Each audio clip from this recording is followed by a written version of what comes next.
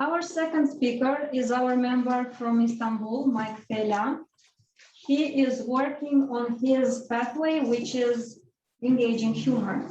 Pathway is a form of educational system that Toastmasters have for our meetings.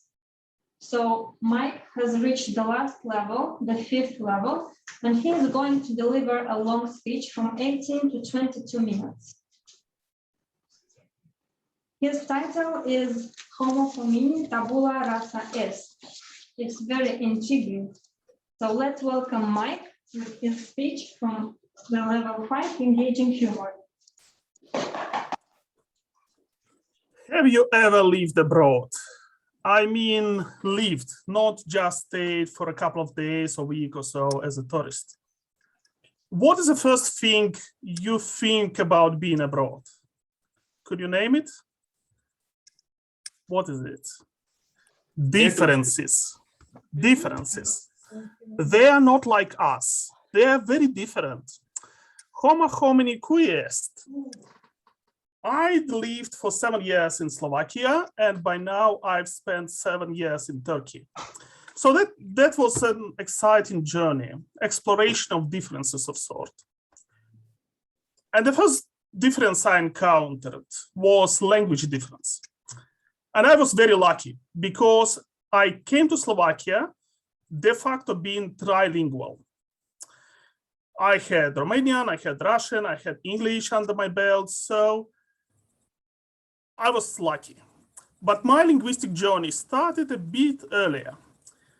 It happened so that I learned Romanian quite late, even after graduating university. This led to 2 implications. First of all, I learned it properly using Latin script, no Cyrillic, and textbooks from Romania. Second, my vocabulary is a little bit skewed. It includes words like ștampila rotundă, idee bine chibzuite, producători autohtoni, but at the same time, I completely miss household lexic. Sometimes this particularity played a cruel trick on me. Learning process was not always easy, and those diacritic marks, which could change the meaning of word completely. Once I had to write a document, and I mistype rata for rasa. Well, very small sign, but that's completely changing the meaning, right? So this is a rate, and this is not a rate. And unfortunately, the document was full of these rates. It was inflation rate, it was pension rate, it was increased rate, it was a decreased rate. And I had a gazillion of these funny ducks marching on the pages of this document. Fertility rasa, mortality rasa, investment rasa. So nevertheless, I overcame all these difficulties and I mastered the language. And it helped me a lot. As a representative of Romance language, it opened me a door to the whole new world. I could navigate many languages, Spanish, French, Italian. My Spanish is limited to 2 strains, beach Spanish and statistical yearbook Spanish. So I could say dos tequilas por favor, vamos a la playa, and all this stuff. And I could say words like desarrollo humano, modelo de buen gobierno, y calidad democracia. On the other hand, nothing in the middle. It's also helped me to build my reputation as an extremely polite person who never swears. When I worked in Slovakia, people were, Mike never swears. Do you know my secret? I did swear, but I did it in Romanian. I was sitting in the office like, "Chis damnese, ce fel de prostie este asta?" And colleagues like, "Oh, such a melodic saying."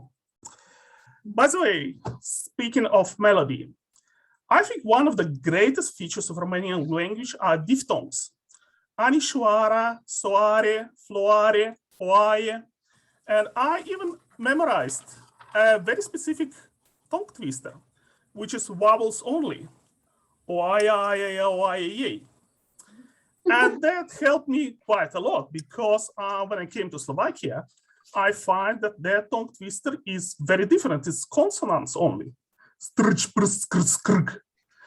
But now I became master of both. So I could say O-I-I-O-I-E, and I could say skrik. Nobody could beat me. I was a champion. So once in Slovakia, I started learning Slovak language, and I found it much easier than expected. Romanian language taught me to pay attention to these small signs, so I dealt quite easily with Slovak diacritics. No more matching dots. No. Which, by the way, kachica in Slovak. And the Russian language provided me very good kickoff vocabulary.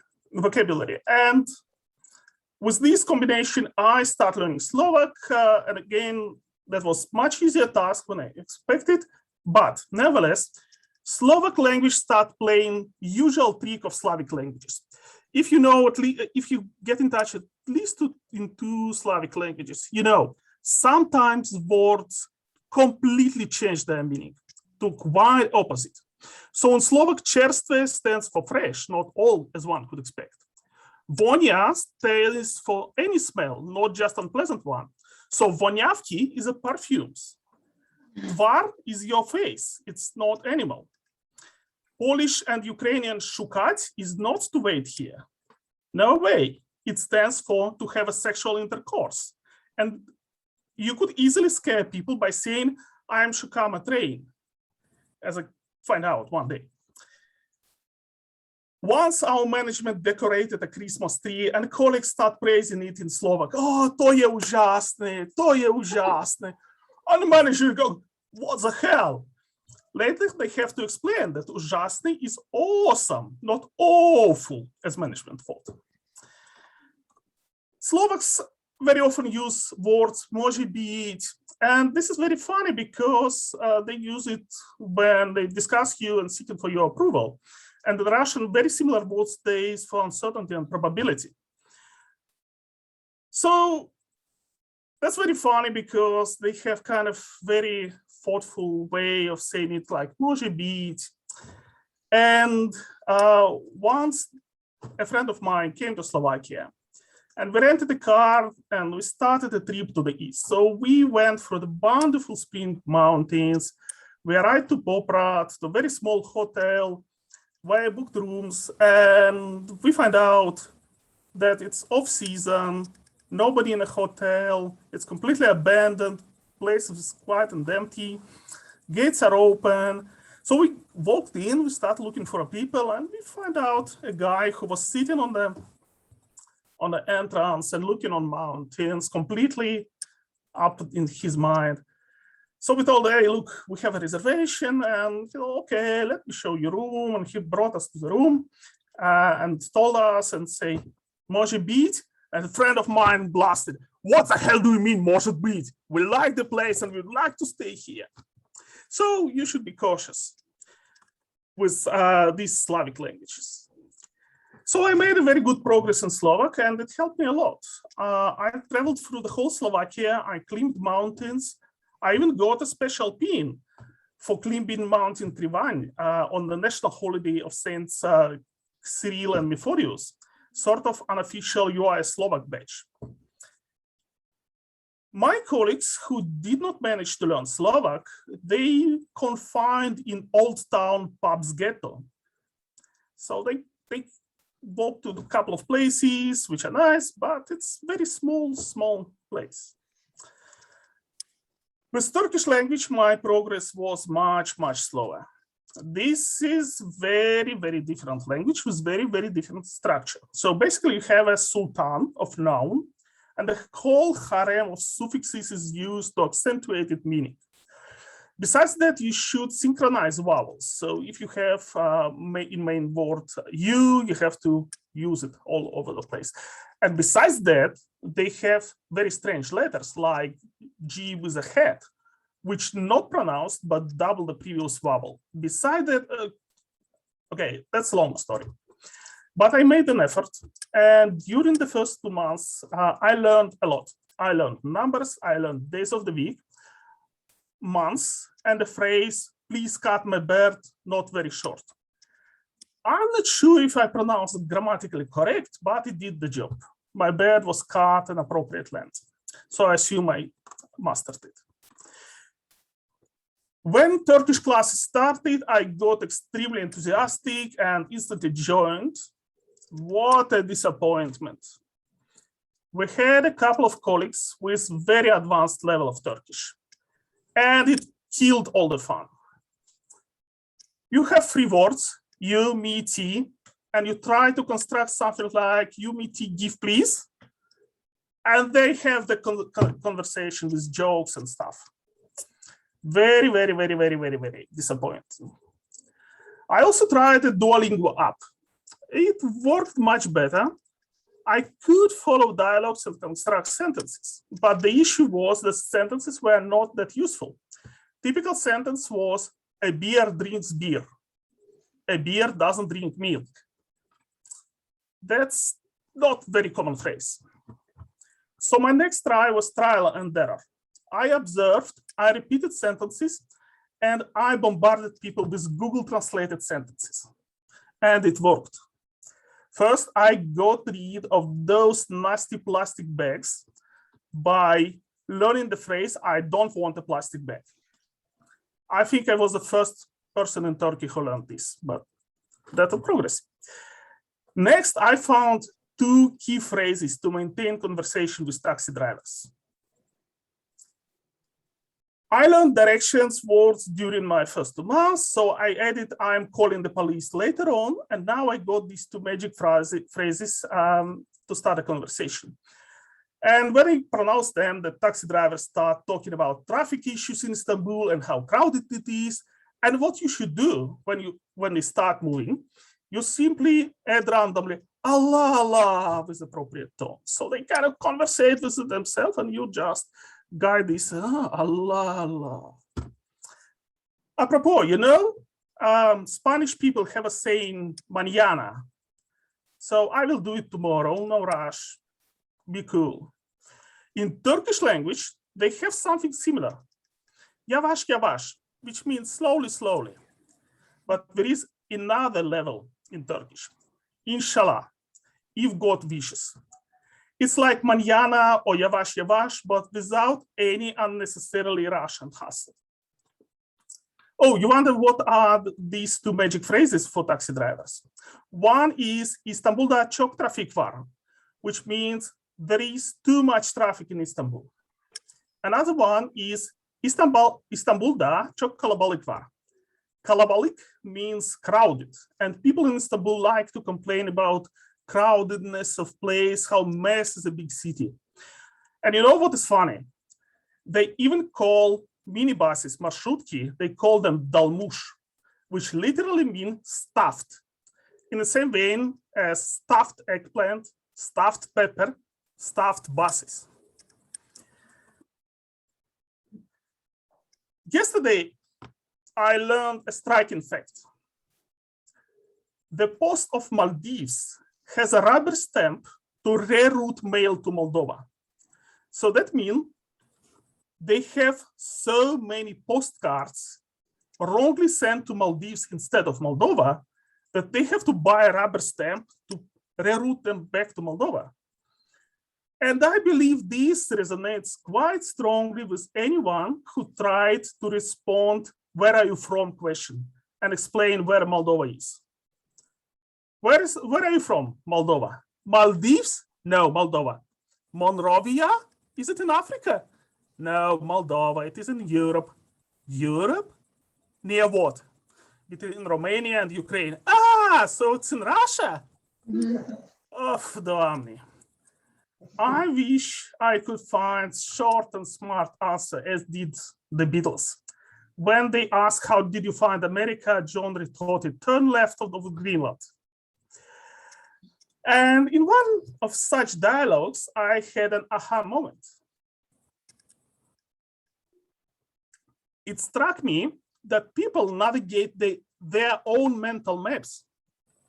In many cases, these maps resemble medieval maps, very big empty spaces. Here are dragons, wrong paths based on rumors, mythical locations, people with dog heads, all this.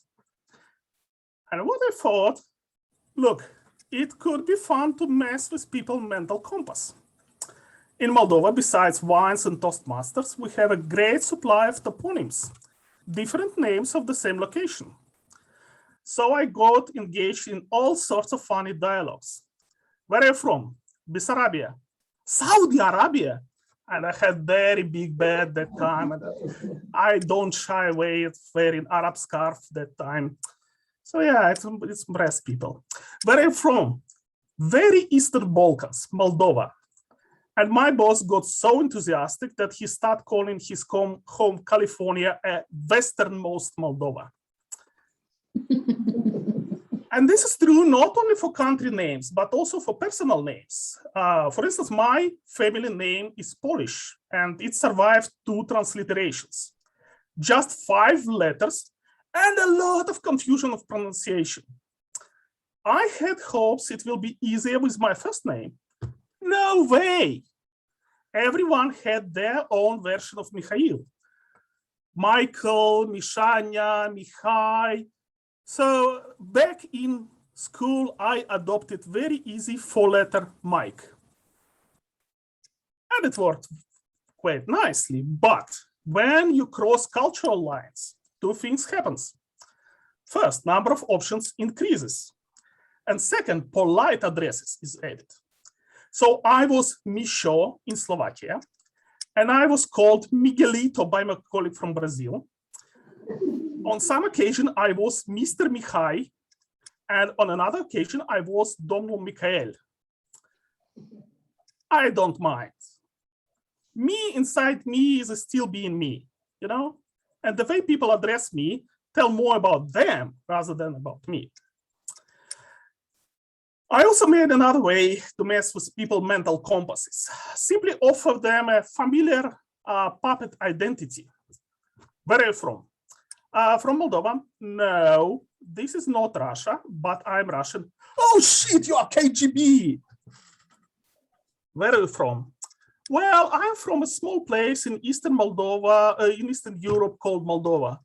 Oh, you are one of ours. God knows what they mean by ours, but it's fine. Where are you from? Well, I'm coming from Bratislava. No to pekne, ako sa máš v pochody, môže byť pivičko? Now in Turkey, I use this technique against street sellers who are aiming tourists. You know, I think they taught in school this. This is Turkish school book in English. They approach people and machine gun them with sentences. Hello, my friend, how are you? Where are you from? And I calmly respond, Ortaköy, which is a district in Istanbul. And let's break their pattern because they don't know how to deal with me. I don't fit in a box. The mental compass is spinning like a crazy, and this agony sometimes is very funny. One day back in Bratislava, our old neighbor lady caught my wife on the stairs, and she started explaining something to my wife, obviously in Slovak. My wife got completely confused and said apologetically, look, I'm really sorry, but I cannot speak Slovak. And then old lady smirked and said in kind tone, look, 2 good people always understand each other, regardless of the language. And we used this slogan for many, many years. And a couple of weeks ago, now in Istanbul, we walked in a nice park near Bosphorus and we entered a small cafe. The owner approached us and welcomed us. He noted that we spoke in Russian and he told us, "Человек, человек, хорошо," which means human is a good. And I believe Homo homini is a white table, and it depends only on us how we deal with each other. Be good. Thank you very much, Madam Toastmaster. The floor is yours.